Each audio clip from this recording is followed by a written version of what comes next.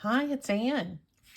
I thought we would work today on some really cute additions to our journals that are made entirely out of circles. And there's lots of different ways that we can create those circles. So we're going to start with a punch, and then we're going to look at some die cuts, and then we're going to look at ways that you can create some really cute circular little mini journals, little mini notebooks, without using any punches or die cuts at all. And those are perhaps the best. Oh, who am I kidding? This is the best, this little guy. This is my grandson, and he is adorable, and I love to have him included in my journals, as he figures very prominently in my life. This is from almost a year ago, so he had just turned 6, and he had lost his top teeth, and he was very proud of himself, and it was cute that he matched his jack-o'-lantern t-shirt. What we're going to do, I have many copies of this, so don't think I'm vandalizing or anything. My only copy of this cute little guy, but we're just going to take this print out and we're going to punch a circle. This is a 2-inch circle, and these little notebooks are so handy. You can write just a few little thoughts in them, but they work really well into a journal. So let's get this little guy punched out here, and that's easily done. And am I going to ink his edges? Yes, I am, because that's how Grandma rolls. So all I have done is I've taken this very same 2-inch punch, and I just have punched out several other sheets of paper. This is not really thin paper. It's lighter than cardstock, but it's thinner than copy paper. And all we're going to do is we're going to attach these together with a brad. But we're going to do one other thing. If I can, oh, it's right here. We're also going to put a little piece of vellum on top of this with his smile. So let's get out this punch, and because the punches don't do well with very thin paper, I just put a little piece of scrap paper behind it, and I'm going to try to get that smile message towards the bottom there, so I'm not covering up his little sweet little face any more than I have to. There we go. So here's our piece of vellum, and it's just going to give just a nice little filmy appearance to the very first page of this little booklet, which is this precious fellow who's now 7 and in 1st grade, and wonderful. We're going to stack those together. I'm going to leave this at 3 pages because you don't want them too thick. And what did I do with my... Oh, they're right here. I can't see anything that's right in front of me today. I'm going to pull out an orange one because that matches his little shirt. He was very proud when those teeth started falling out. Of course, now they've grown back in, and he's got big boy teeth and a 7-year-old smile. There we go. So that, I'm going to move that leaf a little bit so it kind of bypasses his face a little bit. Maybe I'll just have him be a little bit off kilter. It doesn't really matter. He's cute either way. So I'm just taking my pokey tool here, and I'm going through all the layers of this. Oh, sorry.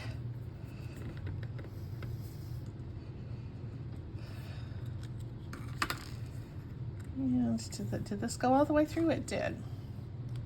You could also take a needle and do this. You don't need the awl, A-W-L, but I have it for bookbinding, so.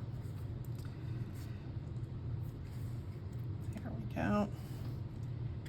And this is how easy this is. Look at that. That cute little smile poking through. And all I need to do when I want to write something, just a sweet little memory about this little guy to put in my journal, I've got a little page here and a little page there, and you have to twist things around, but that kind of adds to the fun interactive nature of this little booklet. And one of the things I like the best about this kind of a little booklet is that it just hangs over the edge of a pocket. You can just put it like that. It doesn't even need to be need its own pocket. It can just hang over the edge of something that you already have. You can have other things in that pocket, but just sort of decorate it with that. This is super cute. So this is our punched circle. Then I did some more slightly larger, and these are die cut circles. This is a double book page with gesso in it. I just did a little bit of stenciling on top of that gessoed surface because I thought that looked quite nice. And again, this is a scalloped edge die cut. These are just smoothed edge die cuts. And why don't I choose just 3 here to do it similarly. I'll save these for something else. And I wanted to use vellum for this one also, but because I was thinking about this for a gratitude journal, I just stamped the word grateful on this piece of vellum. When you stamp on vellum, you do want to let it completely dry because there's a treated surface, of course, kind of a plasticky kind of surface on the top of vellum. So it doesn't, the ink doesn't sink in like it does with on a paper surface, and so it's going to take longer to dry. But just set it aside and it'll fully dry. I can't even tell you how long, but you know, it'll dry if you just set it aside for a while. Go on about your business for a little while. So these are scalloped edges, and I am going to line them up. This is another nice use for vellum since we're just attaching things with a brad, because vellum is a little challenging to glue to other surfaces. So if we're going to use it, it kind of needs to be attached in some non-gluey way. Or if I had like more solid things that I had stamped on here, you can put glue beneath that solid stuff, but it tends to show through. So that's why I always find vellum to be a bit of a challenging material to work with. Let's come up with this. I could have done some more embellishing on this, but since I want this to be a little bit of a tiny gratitude journal, something to tuck into one of my other journals, I really thought I would just leave it kind of simple. The kinds of things that I want to write very briefly about in this journal are things that that are just kind of serene and don't require lots of busy embellishment. I don't like that blue though. That doesn't suit the mood.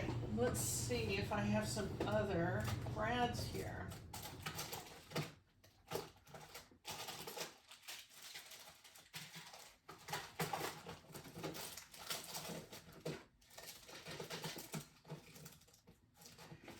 Well, sadly, I don't see any. So, do I have anything that's not bright?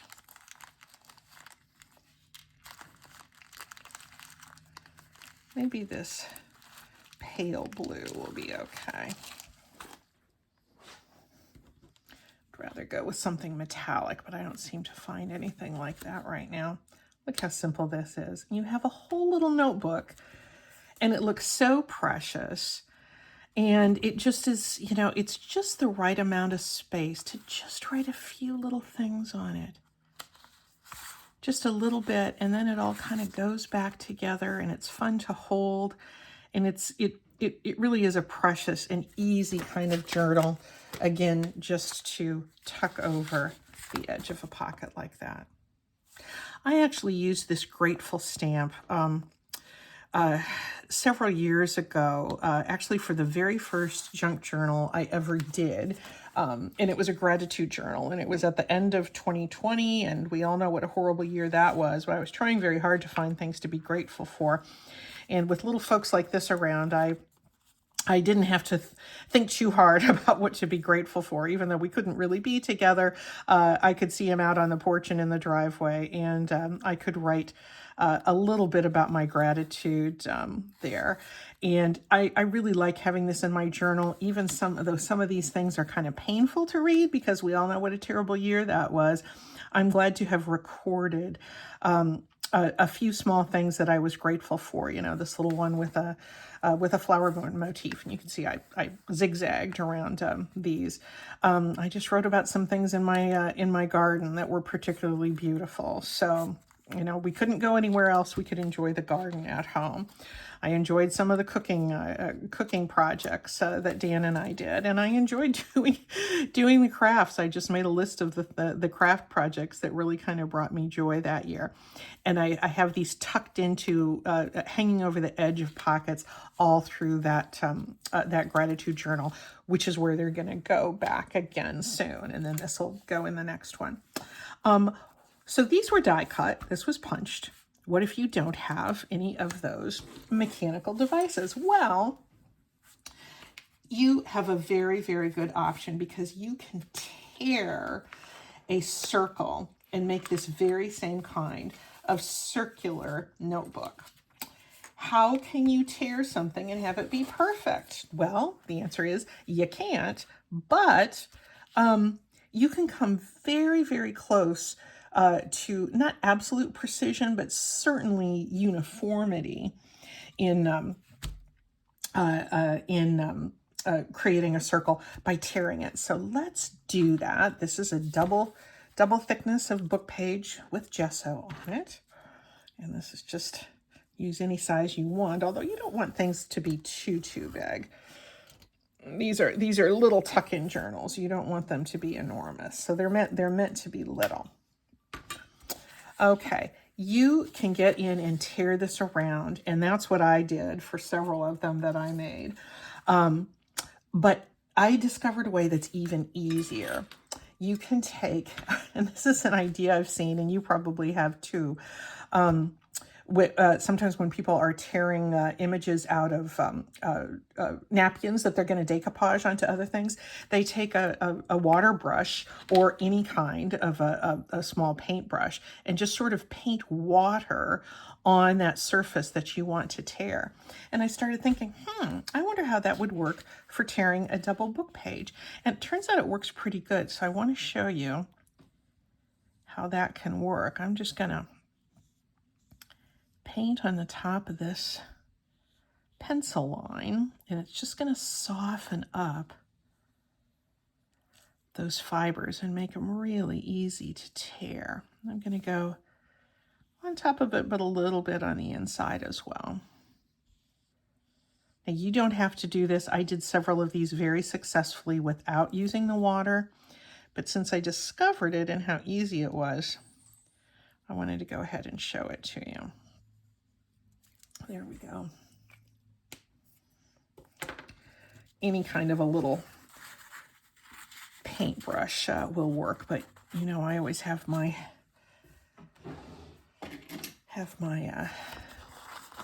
water brushes close at hand. It's cutting away some of the excess so I can get in here earlier or better.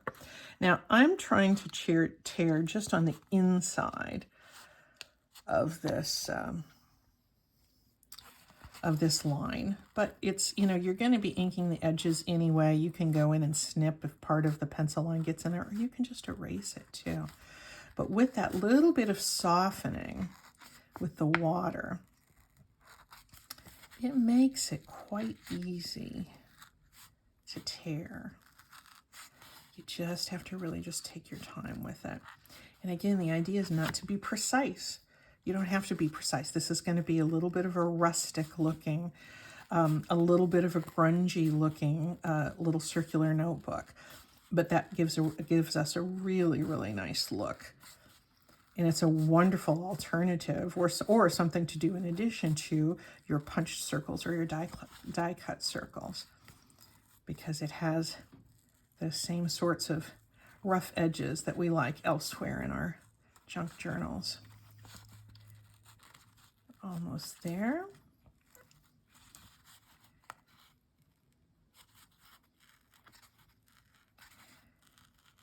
And because this one is a little bit larger, we're going to do a little bit more decorating on this than we have on the other ones. So just following that line, that comes pretty close, doesn't it? We certainly know it's a circle. It's not precise, but we don't really want it to be. We just want it really kind of showing, what a circle is like and forming a little cover for our circular notebook. I'm going to let this one dry, but what I did with an earlier version that I made, and I actually didn't even use the water for this one. I took it to the sewing machine and I just did a whole bunch of stitching. I'm usually not really good at this kind of messy stitching. It kind of bothers me a little bit because I think it's I think I spent so many years in 4-H as a kid that I'm hearing, the voices in my head about, you stitch in straight lines and you stitch precisely and things are not messy. If you stitch messily, you will not get a good ribbon at the fair. And that was always the motivation for us to get that high blue or purple ribbon at the county fair. You wouldn't do it probably with this sort of messy stitching, but we do that deliberately in our junk journals, don't we? When we want things to look kind of rustic. I inked the edges, as you knew I would, and you would do the same. And I just stitched around it. And I think that complements this circular, this rough circular edge really, really nicely. Anyway, there is the cover for our torn circular notebook. What did I do for the pages? Well, since this one is a little more rustic, I just took a grocery bag and this might be more than I needed, but I used the same process. I drew the circle and then just tore very carefully just inside that line. A couple times I got outside the line, I erased it, and it's just fine. Let's decorate this before we attach everything, though. Excuse me, little fellow. Move him out of the way. So cute. He's excited about Halloween coming up. Halloween will be over by the time this airs, but I'm filming it just before Halloween. Let's see. I've got a little bird that might be nice, but I kind of liked the simplicity of this apple too. I think we might go with that apple. And I was sort of wanting to use some of my faux washi tape with handwriting on it. And a friend sent me this old postcard from 1912 from someplace in Iowa. And it's kind of funny, isn't it? But there was a little bit of handwriting there. And I went through using our faux washi tape technique where we put the Scotch tape down on handwriting or any kind of printing and just picked up the handwriting. And let's see, what about, that might be a little bit too big. But maybe I could put the date in there. I saved the date. Can you see that? This was written on November 24th, 1912. And it was apparently written by Aunt Myrtle. Maybe we can get Aunt Myrtle in there too. Let's get that down just so it's kind of hovering in the background. It'll just add a little bit of Aunt Myrtle's energy into this little circular notebook with these fall apples. So all I did was pick that up with a little bit of cellophane tape. And if we end up gluing some stuff over, it's all about the layers. I kind of want to get Aunt Myrtle's name in there too. I don't usually like to use people's names, their full names, in my junk journaling because that kind of seems like an invasion, appropriating their names. But I think Aunt Myrtle, since she's going only by Aunt Myrtle, she's not going to mind. I think she would salute us in our endeavors here today. She probably was a gal that knew how to use up things that would otherwise be thrown away also. So we'll just have that hovering in the background for absolutely no apparent reason.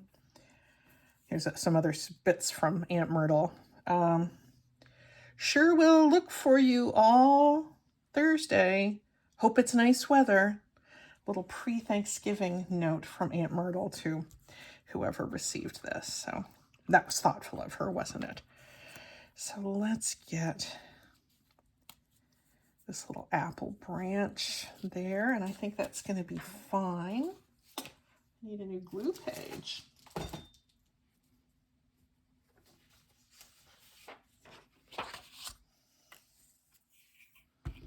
I have this inked already. This came out of a magazine, I believe.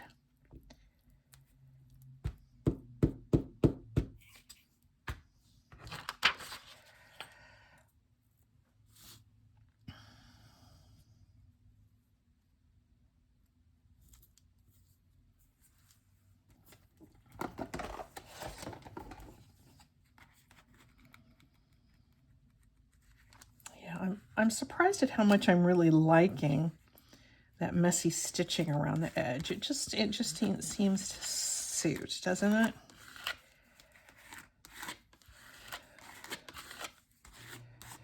And the same will be, it'll, you know, when this one dries out, that'll look really nice too, with some stitching around it for a different, slightly different little circular journal.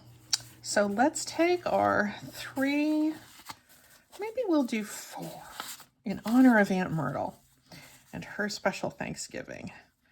Maybe we'll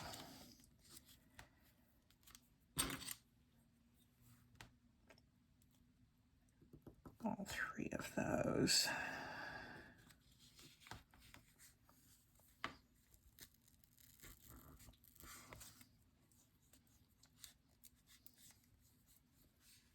There we go. I have a slightly larger brad.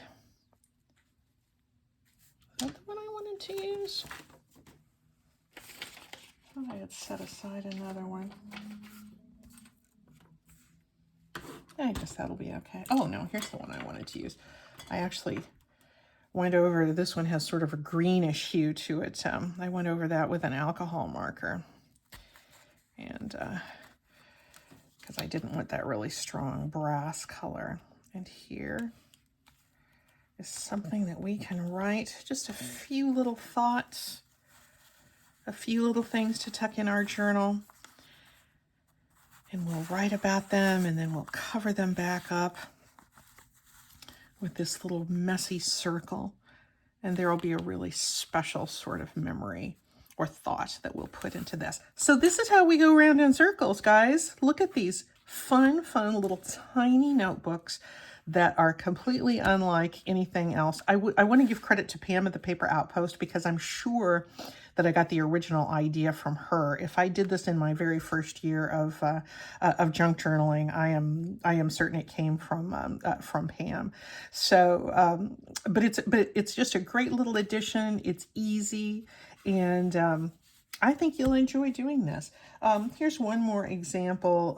I just tore this one. Obviously, I love to use book pages or photos, but I tore this out of a collage master board that I had just slightly Mod Podged, and that turned out really cute too. So I'll do some more grocery bag pages and have that as a cute little tuck-in for one of my journals. So anyway, have fun with this, guys. Thanks for watching. Bye.